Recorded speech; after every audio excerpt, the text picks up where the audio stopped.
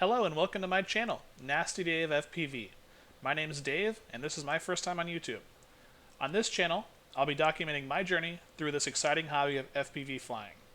I currently have no real life flying experience with FPV and very little experience with line of sight flying. I've racked up about 20 hours of flight time on DRL Sim using the Xbox controller. This video will be about my first impression switching to the Radiomaster TX16S Max as a novice flyer. I bought this gorgeous blue and black Radiomaster from fly533.com, who I'm not affiliated with and I do not have a sponsorship deal with. So going from an Xbox One controller to the Radiomaster was pretty jarring. And I've heard some people telling me that I should not even start in the FPV world unless I have a real RC controller of some kind. But I'm here to tell you that personally, I'm glad I started on the Xbox controller because it showed me how fun flying FPV can be, and it motivated me to actually invest in the hobby. The biggest change from the Xbox controller to the Radiomaster is the way the throttle works.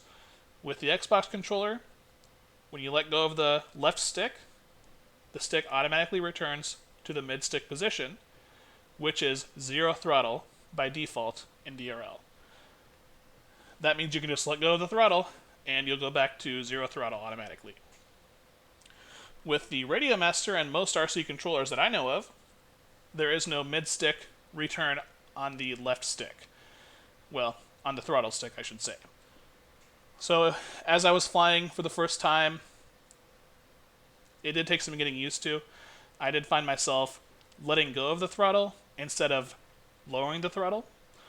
But honestly, after about 2 hours of flying on the woods map, and yes, I really did fly on the same map for 2 hours straight, I really started getting used to the controller. I did have a lot of crashes and a lot of missed gates, which is par for the course at this point. But on this race, I did beat my previous best by about 3.5 seconds, which was on the Xbox controller.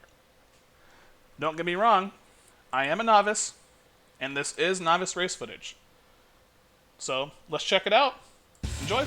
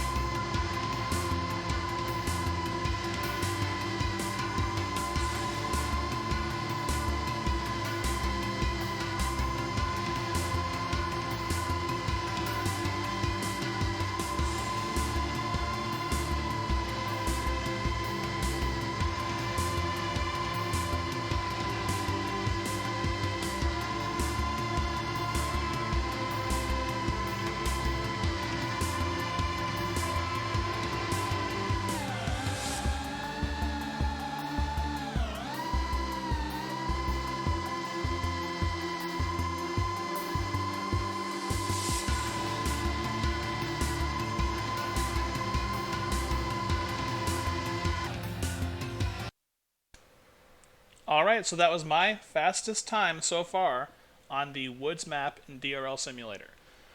This map is pretty easy compared to a lot of the maps on the simulator.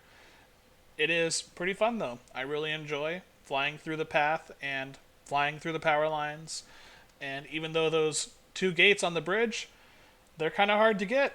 And, I don't know the techniques. I don't know all the moves that I'm supposed to know to really fly and race FPV.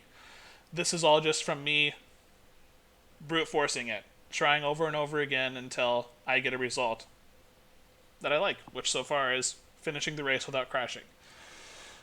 I will learn more about maneuvers and tricks and the different ways to, fly through the course without crashing.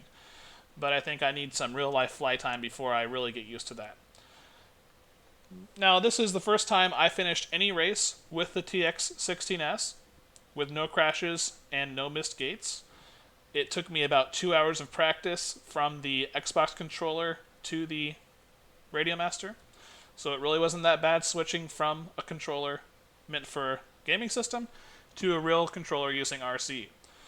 Overall, the setup was pretty easy. It does take some time to get, to look through YouTube, and you have to set up your channels properly. I had to set up a switch to reset the race and a switch to flip my drone in DRL. But it's pretty easy to do. With a little bit of YouTube searching and YouTube Academy, you can easily find out how to set up the Max for this simulator. And I will leave the videos that I watched to help me set up my controller in the video description. Feel free to leave any questions you have in the comments, and please give me any advice that you have. I'm open to advice. If you have advice about the simulator, drone flying, or anything really. My biggest goal is to make this simulator as close to real life flying as possible, and I really have no idea how to do that. I changed my sensitivity to medium. I was flying on low sensitivity with the Xbox controller, but I don't know enough about drone rates or PIDs to actually make it feel as real as possible. So if you have any advice for me there as far as to what rates I should use or what PIDs I should use in this simulator, please leave that feedback in the comments. If you liked my video and you like my style, then keep an eye out. I'm going to make it my goal to become an active member in the FPV community and help others that want to get into this hobby. So, that was my race and my commentary. I hope you enjoyed, and as always, enjoy your day.